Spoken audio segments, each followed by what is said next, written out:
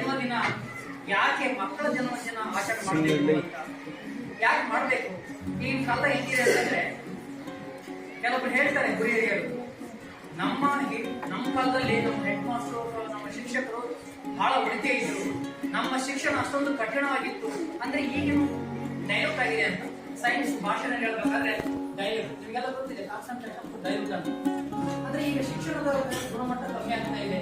ಯಾಕೆ ಕಮ್ಮಿ ಆಗ್ತಿದೆ? ಹಲವಾರು ಕಾರಣಗಳು, ಬರೀ ಒಬ್ಬರು ದಿಕ್ಕುದು ಅಲ್ಲ, ಹಲವಾರು ಕಾರಣಗಳು. ಹಾಗೇನೆ ಮಕ್ಕಳುಗಳನ್ನು ಅದರಲ್ಲಿ ಒಂದು ಕಾರಣ ಅಂತ ಹೇಳ್ಬೋದು.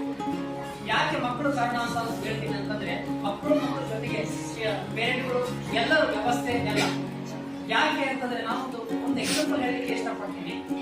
ಒಂದು ಶಾಲೆಯಲ್ಲಿ ನಾವೇನು ಗಿಡಗಳು ಹಾಕಿ ಹಣ್ಣಿನ ಗಿಡಗಳೆಲ್ಲ ಹಾಕಿದೀವೋ, ಈ ಕಡೆ ಮಾವಿನ ಗಿಡ ಎಲ್ಲ ಹಾಕಿದ್ದಾರೆ, ಅವೆಲ್ಲ ಮುಂದೆ ದೊಡ್ಡವಾಗಿ ಹಣ್ಣು ಕೂಡ ಅವಶ್ಯಕತೆ ಬಂದಾಗ ಹಣ್ಣಾಗಿರ್ತಿದ್ವಂತೆ.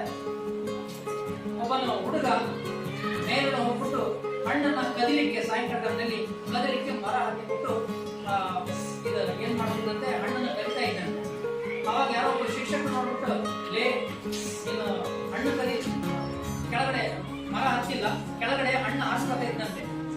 ಲೇ ಹಣ್ಣು ಕದ್ಕೊಂಡು ಹೋಗ್ತದೆಯಾ ನಮ್ಮ ಶಾಲೆಯಲ್ಲಿ ಹಣ್ಣುಗಳು ನೀನು ಎಲ್ಲ ಇದ್ದಾಗ ಬಂದು ತಗೊಂಡು ಹೋಗ್ಬೇಕಿಲ್ಲ, ಯಾರಿಂದ ಬಂದು ಕಲಿತಾ ಇದೆಯಾ, ಕಳತನ ಮಾಡ್ಬಾರ್ದು ಅಂತ ನಾವು ಶಾಲೆಯಲ್ಲಿ ಹೇಳ್ಕೊಟ್ಟಿಲ್ಲ, ನೀನ್ ಯಾಕೆ ಕಲಿತಾ ಇದೀಯಾ, ನಾನು ನಿಮ್ಮಪ್ಪ ಬಂದು ಕಂಪ್ಲೇಂಟ್ ಮಾಡ್ತೀನಿ ಅಂತ ಅಂದಾಗ, ಸರ್ ಮ್ಯಾಲಿಂದ ಹಣ್ಣು ಉದುರಿಸ್ತಾ ಇರೋದು ನಮ್ಮಪ್ಪ ಅಂತ ಹೇಳ್ತಾರೆ.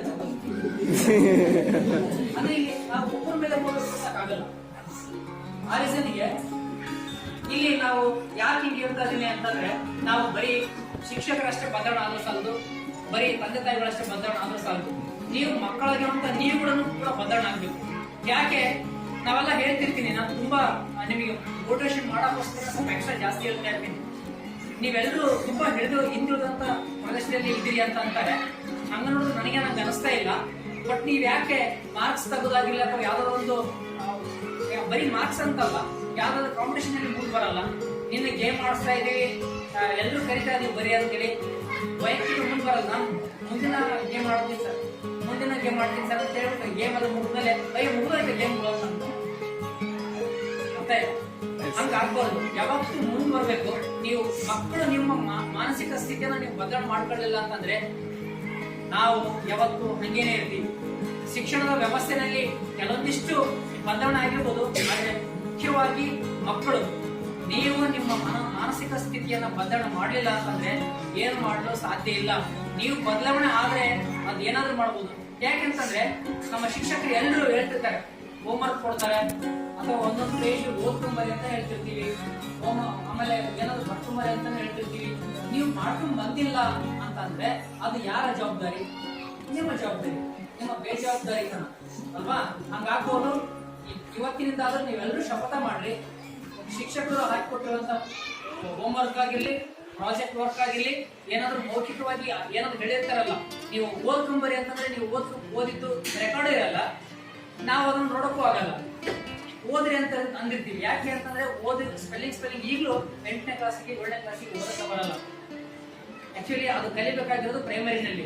ಅದನ್ನ ನಾನು ಎಲ್ಲ ಶಿಕ್ಷಕರು ಮಾಡ್ತಾ ಇರ್ತೀವಿ, ಅದನ್ನ ಓದ್ರಿ ಅಂತ ಹೇಳಿ. ಎಷ್ಟು ಮಟ್ಟಿಗೆ ಸಾಧ್ಯ? ನಿಮ್ಮ ಮನೆಗಂತೂ ಬಂದು ಇಂಡಿವಿಜುವಲ್ ಆಗಿ ಓದಿಸಬೇಕಂತ ಸಾಧ್ಯ ಇಲ್ಲ ಅಲ್ವಾ? ಆ ರೀಸನ್ಗೆ ಏನ್ ಹೇಳಿರ್ತಾರೆ ಅದನ್ನ ಸ್ಪಷ್ಟವಾಗಿ ನೀವು ಮಾಡಿದ್ರೆ ಮಾತ್ರ ನೀವು ಜೀವನದಲ್ಲಿ ಏನಾದ್ರು ಸಾಧಿಸಲಿಕ್ಕೆ ಸಾಧ್ಯ ಅಂತ ಹೇಳ್ತಾ ನಾನು ಮುಂದಿನ ಕಾರ್ಯಕ್ರಮಕ್ಕೆ ಅನುವು ಮಾಡಿಕೊಡ್ತೇನೆ.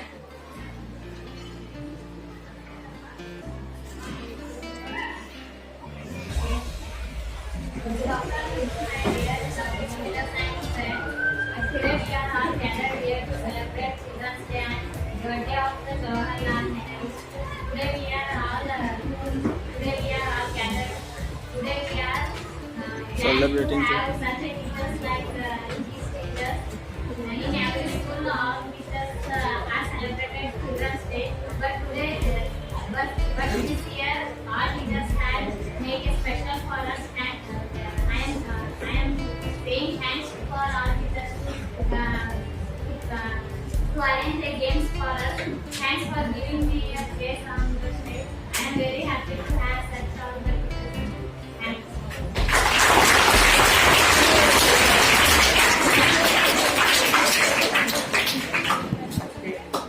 Thank you, Priyanka. Thanks for giving a good compliments for this function. ಅಕ್ಕನ ಜೊತೆ ಆಸನರಾಗಿರ್ತಕ್ಕಂಥ ಮುಖ್ಯ ಗುರುಗಳಿಗೆ ಮತ್ತು ನನ್ನ ಸ್ನೇಹಿತರಿಗೆ ನಮಸ್ಕಾರಗಳು.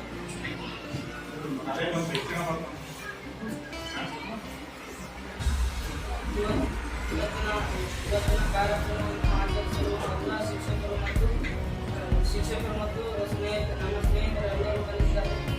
ಎಲ್ಲರಿಗೆ ನಮಸ್ಕಾರವನ್ನು ಹೇಳುತ್ತಾ ಜವಾಹರ್ಲಾಲ್ ನೆಹರು ಅವರ ಹುಟ್ಟಿದ ನವೆಂಬರ್ 14ರಂದು ಹುಟ್ಟಿ ಅವರ ದಿನಾಂಕವನ್ನು ನಾವು ಮಕ್ಕಳ ದಿನಾಚರಣೆಯನ್ನು ಆಚರಿಸುತ್ತೇವೆ. ಒಂದು ವೇಳೆ ನನ್ನ ಚಿಕ್ಕ ಭಾಷೆ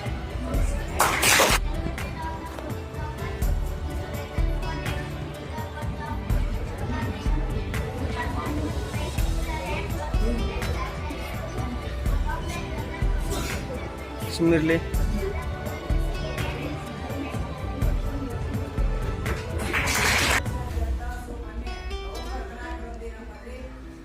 ಒಂದು ಮಕ್ಕಳ ದಿನಾಚರಣೆ ದಿನವನ್ನು ಆಚರಣೆ ಮಾಡಬಹುದು. ಇದು ಉದ್ದೇಶ ಏನಪ್ಪಾ ಅಂತಂದ್ರೆ ನಾವು ಎದಕ್ಕೆ ಮಾಡಬೇಕು ಮಕ್ಕಳ ದಿನಾಚರಣೆಯನ್ನು ಫಸ್ಟ್ ಅದನ್ನು ತಿಳ್ಕೋಬೇಕು. ನಾವು ಮಕ್ಕಳಲ್ಲಿರ್ತಕ್ಕಂಥ ಹಕ್ಕುಗಳನ್ನ ತಿಳಿಯಪಡಿಸೋದಾಗಿರ್ಬೋದು, ಮಕ್ಕಳ ಆರೈಕೆ ಬಗ್ಗೆ ಹೇಳೋದಾಗಿರ್ಬೋದು, ಅದೇ ರೀತಿಯಾಗಿ ಮಕ್ಕಳು ಏನಪ್ಪಾ ಅಂದ್ರೆ ಶಿಕ್ಷಣದಲ್ಲಿ ತಾವೇ ತೊಡಗಿರುವುದಾಗಿರ್ಬೋದು. ಈ ರೀತಿ ಏನಪ್ಪಾ ಅಂದ್ರೆ ಕೆಲವೊಂದು ವಿಷಯಗಳನ್ನ ಆಧಾರವಾಗಿಟ್ಟುಕೊಂಡು ನಾವೇನ್ ಮಾಡ್ತೀವಿ, ಪ್ರತಿ ವರ್ಷ ನವೆಂಬರ್ 14ರಂದು ಮಕ್ಕಳ ದಿನಾಚರಣೆ ನೇಮಕ ಮಾಡ್ತಾ ಇದ್ದೀವಿ. ಸೊ ಜವಾಹರ್ಲಾಲ್ ನೆಹರು ಕೂಡ ಏನಪ್ಪಾ ಅಂದ್ರೆ ಒಬ್ಬ ನಮ್ಮಂತ ಸಾಮಾನ್ಯ ಒಬ್ಬ ಮುಕ್ತ ಮನಸ್ಸಿನ ಒಂದು ಮಗುವಾಗಿತ್ತು ಮೊದಲು.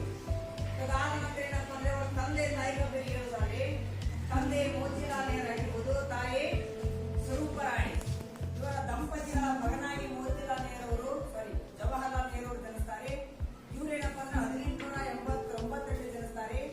ಸೊ ಇವರು ಕೂಡ ಬಾಲ್ಯ ಜೀವನದಲ್ಲಿ ಸಾಕಷ್ಟು ವಿಷಯಗಳನ್ನು ತಿಳ್ಕೊಂಡಿದ್ದಾರೆ. ಅದೇ ರೀತಿಯಾಗಿ ಸಾಕಷ್ಟು ಕಷ್ಟಗಳನ್ನ ಕೂಡ ಅನುಭವಿಸಿದ್ದಾರೆ. ಸೊ ಇವ್ರೇನಪ್ಪ ಒಂದು ಸನ್ನಿವೇಶ, ಒಂದು ಸಿಚುವೇಶನ್ ತಮ್ಮ ತಂದೆ ಏನಪ್ಪ ಅಂದ್ರೆ ಒಂದು ಡೆಸ್ಕ್ ಮೇಲೆ ಪೆನ್ಗಳನ್ನು ಇಟ್ಟಿದ್ದಾರೆ. ಸೊ ಆ ಪೆನ್ಗಳನ್ನ ಏನ್ ಮಾಡ್ತಿದ್ದಾರೆ, ಅಬ್ಸರ್ವೇಷನ್ ಮಾಡ್ತಿರ್ತಾರೆ. ಸೊ ನಮ್ಮ ಪಾಪ ನಮ್ಮ ಮೊದಲ ನಮ್ಮ ತಂದೆ ಬಂದ್ರೆ 7 ಪೆನ್ ಇಟ್ಟಿದ್ದಾರೆ, ಅದರಲ್ಲಿ ಒಂದನ್ನ ಮಾತ್ರ ಯೂಸ್ ಮಾಡ್ತಾರೆ. ಸೊ ಇನ್ನೊಂದು ಹಾಗೆ ಉಳಿಸ್ತಿಲ್ಲ, ಅದನ್ನ ನಾವೇನ್ ಮಾಡಬೇಕು, ತಗೊಂಡು ಯೂಸ್ ಮಾಡಬೇಕು ಅಂತ ಏನಪ್ಪ ಆ ಪೆನ್ನನ್ನ ತಗೊಂಡು ಯಾರು ಜವಾಹರ್ಲಾಲ್ ನೆಹರು ತಂದೆ ಗೊತ್ತಾಗಲಾಗಿ ಏನಪ್ಪ ಅಂದ್ರೆ ಪೆನ್ ತಗೊಂತಾರೆ. ಸೊ ಈ ವಿಷಯ ಏನಪ್ಪ ಅಂದ್ರೆ ತನ್ನ ಹೆಂಡತಿ ಮತ್ತು ಸ್ವರೂಪರಾಣಿ ಮತ್ತು ತನ್ನ ಮಗನಿಗೆ ಹೇಳ್ತಾರೆ, ಯಾರು ಮೋತಿಲಾಲ್ ನೆಹರು. ಈ ಪೆನ್ನನ್ನು ಯಾರು ತಗೊಂಡಾರ ಹೇಳಿದಾಗ ಅವ್ರು ಹೇಳ್ತಾರೆ ಜವಾಹರ್ಲಾಲ್ ನೆಹರು ನಾನು ತಗೊಂಡಿಲ್ಲ. ಅಬ್ಸರ್ವೇಷನ್ ಮಾಡ್ತಾರೆ, ಅವ್ರ ಹತ್ರ ಹುಡುಕಾಡ್ತಾರೆ, ಸಿಗುತ್ತೇ ಪೆನ್ ಯಾರ ಹತ್ರ, ಜವಾಹರ್ಲಾಲ್ ನೆಹರು ಹತ್ರ. ಸಿಕ್ಕಿದ ತಕ್ಷಣ ಅಂದ್ರೆ ಒಂದು ಪನಿಷ್ಮೆಂಟ್ ಕೊಡ್ತಾರೆ, ಒಂದು 2 ಡೇಸ್ ದಬಾಯಿಸ್ತಾರೆ. ಯಾರಿಗೆ? ತನ್ನ ಮಗನಿಗೆ. ಸೊ ಆ ಆಧಾರದ ಮೌಲ್ಯ ಇಟ್ಟುಕೊಂಡಿರಪ್ಪ ಅಂದ್ರೆ ಯಾರು ಜವಾಹರ್ಲಾಲ್ ನೆಹರು ಏನಪ್ಪ ಅಂದ್ರೆ ಮುಂದೆ ಭಾರತ ದೇಶದ ಒಂದು ಪ್ರಧಾನಮಂತ್ರಿಯಾಗಿ ಆಯ್ಕೆ ಮಾಡ್ತಾರೆ. ಸೊ ಆಗಿನ ಕಾಲದಲ್ಲಿ 1956ಕ್ಕಿಂತ ಹಿಂದೆ ನಮ್ಮ ದೇಶದಲ್ಲಿ ನವೆಂಬರ್ 20ರಂದು ಏನ್ ಮಾಡ್ತಾ ಇದ್ರು, ವಿಶ್ವಸಂಸ್ಥೆ ಸಾರ್ವತ್ರಿಕ ಮಕ್ಕಳ ದಿನ ಅಂತ ಘೋಷಣೆ ಮಾಡಿಕೊಂಡು ಅದಾದ ನಂತರ ನವೆಂಬರ್ 20ಕ್ಕೆ ಏನ್ ಮಾಡಬೇಕು, ಮಕ್ಕಳ ದಿನಾಚರಣೆ ಆಚರಣೆ ಮಾಡಬೇಕು ಅಂತ ಒಂದು ಕರೆ ಕೊಡುತ್ತೆ ಭಾರತ ಸರ್ಕಾರ. ಸೊ ನಂತರ ಏನಾಗುತ್ತೆ, ಬದಲಾವಣೆ ಆಗೋದ್ರ ಮುಖಾಂತರ ಏನ್ ಮಾಡ್ತಾರೆ, ನಮ್ಮ ಭಾರತ ದೇಶದ ಒಂದು ಭಾರತ ಗೃಹಪ್ರಥಮ ಪ್ರಧಾನಿಯಾಗಿ ನೇಮಕರಾಗ್ತಾರೆ. ಲಾರ್ಡ್ ಮೌಂಟ್ ಬೆಟನ್ ಅಂತ ಬ್ರಿಟಿಷ್ ಅಧಿಕಾರಿ ಇರ್ತಾರೆ. ಸೊ ಅವರ ನೇತೃತ್ವದಲ್ಲಿ ಒಂದು ಸಭೆಯನ್ನು ಏರ್ಪಡಿಸುವ ಮುಖಾಂತರ ನಮ್ಮ ದೇಶದ ಭಾರತ ಗೃಹಪ್ರಥಮ ಪ್ರಧಾನಮಂತ್ರಿ ಜವಾಹರ್ಲಾಲ್ ನೆಹರುನಾಗಿ ಆಯ್ಕೆ ಮಾಡ್ತಾರೆ. ಸೊ ಅಂದಿನಿಂದ ನಮ್ಮ ದೇಶಕ್ಕೆ ಸುಮಾರು ವರ್ಷಗಳನ್ನ ಏನ್ ಮಾಡ್ತಾರೆ, ಅಧಿಕಾರ ಮಾಡ್ತಾ ಒಳ್ಳೆ ವಿಚಾರಗಳನ್ನ ನಮ್ಮ ದೇಶಕ್ಕೆ ಕರೆಯನ್ನು ಕೊಡ್ತಾ ಹೋಗ್ತಾರೆ. ಸೊ ಅಂತ ಸನ್ನಿವೇಶದಲ್ಲಿ ನಮ್ಮ ದೇಶವು ಅಭಿವೃದ್ಧಿಯತ್ತ ಸಾಗ್ತಾ ಹೋಗುತ್ತೆ. ಸೊ ಇಷ್ಟು ಏನಪ್ಪ ಅಂದ್ರೆ ಸಾಮಾನ್ಯವಾಗಿ ನಮ್ಮ ಜವಾಹರ್ಲಾಲ್ ನೆಹರು ಬಗ್ಗೆ ಸಂಕ್ಷಿಪ್ತವಾಗಿರ್ತಕ್ಕಂಥ ಒಂದು ಜೀವನ ಚರಿತ್ರೆ ಇರ್ತೀವಿ. ನೆಕ್ಸ್ಟ್ ನೋಡಿ, ಇಲ್ಲಿ ಕೂಡ ಏನಪ್ಪ ಅಂದ್ರೆ ಇದರ ಮೂಲ ಉದ್ದೇಶ ಏನು, ಜವಾಹರ್ಲಾಲ್ ನೆಹರು ಅವರ ಒಂದು ಮಕ್ಕಳ ಮೇಲೆ ಏನಪ್ಪ ಅಂದ್ರೆ ಬಹಳ ಪ್ರೀತಿ ಇತ್ತು. ಎಲ್ಲರ ನಮ್ಮ ಮಕ್ಕಳನ್ನ ನಾಳಿನ ದಿನಕ್ಕೆ ಏನ್ ಮಾಡಿ ನೀವೆಲ್ಲ ಬದುಕಿಗೆ ಸಾಧನೆ ಮಾಡಿ ಅಂತ ಹೇಳ್ತಾರೆ. ಟುಮಾರೋ ಈಸ್ ಯುವರ್ಸ್ ಅಂತ ಹೇಳ್ತಾ ಇದ್ರು ಮಾತನ್ನು.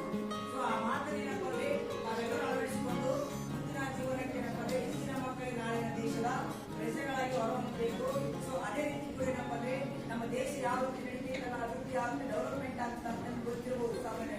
ನೀವು ಕೂಡ ಏನಪ್ಪ ಅಂದ್ರೆ ಯಾವುದೇ ರಂಗದಾಗಲಿ ಒಳ್ಳೆಯ ಮೌಲ್ಯಗಳನ್ನ, ನಮ್ಮ ಶಿಕ್ಷಕರು ಕಲಿಸಿದಂತ ಒಂದು ಒಳ್ಳೆಯ ಮೌಲ್ಯಗಳನ್ನ ತೆಗೆದುಕೊಂಡು ಕೆಟ್ಟ ವಿಚಾರಗಳನ್ನ ತೆಗೆದುಹಾಕಿ ಆ ಎಲ್ಲಾ ಒಳ್ಳೆಯ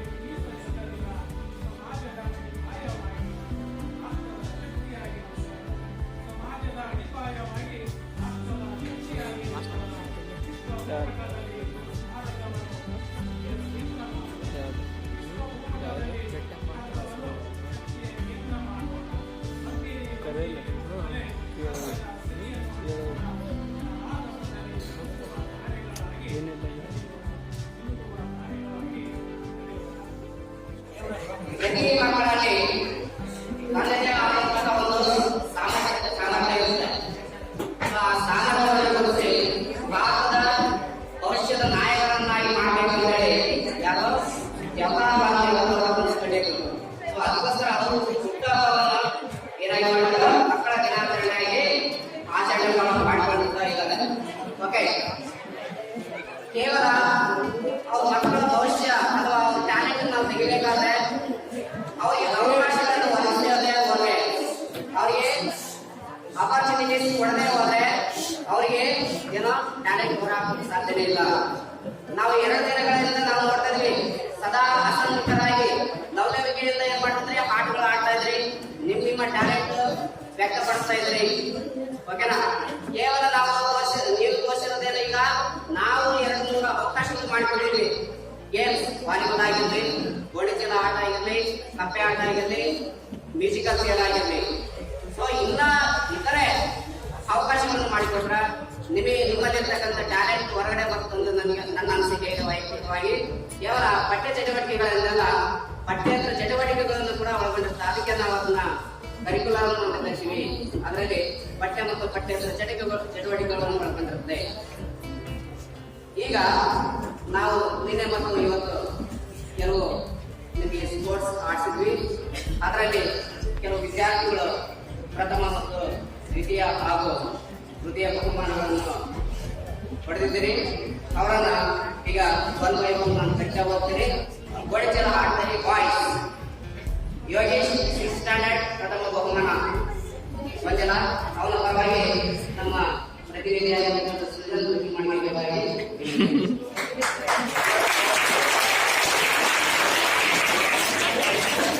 ದ್ವಿತೀಯ ಬಹುಮಾನ Balappa 8th standard.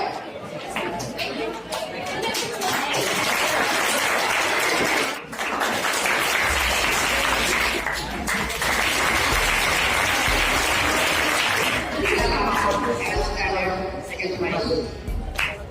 Within the Mega 7th standard, 3rd prize.